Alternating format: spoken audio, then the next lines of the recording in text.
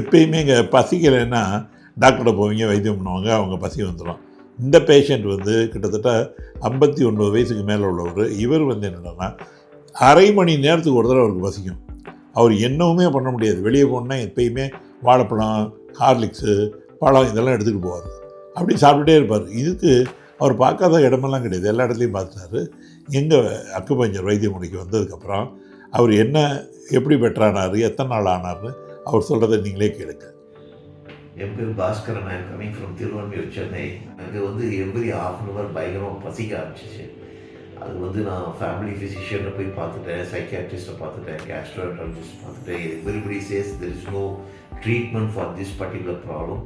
பிரதரோட mother இல்லை வந்து doctor முத்துக்குமாரோட patient 18 years back for joint pains which was cured completely by the doctor. She is a reference for me. So அவங்க cure ஆயிருக்காங்க அப்படின்னும் போது I had the confidence. Everyday வந்து needle பண்ணுவார். Half an hour I will be lying down. நம்புங்க நம்பாட்ட போங்க. 12வது நாள் என்னுடைய பசி கம்ப்ளீட்டாக சரியாயிடுச்சு. கம்ப்ளீட் மீன்ஸ் கம்ப்ளீட்டாக சரியாகி ஒரு நார்மலாக எப்படி பசிக்குமோ அந்த மாதிரி பசிச்சு என்னால் நம்பவே முடியல. பட் எனக்கு நடந்தது. I am always indebted to the doctor.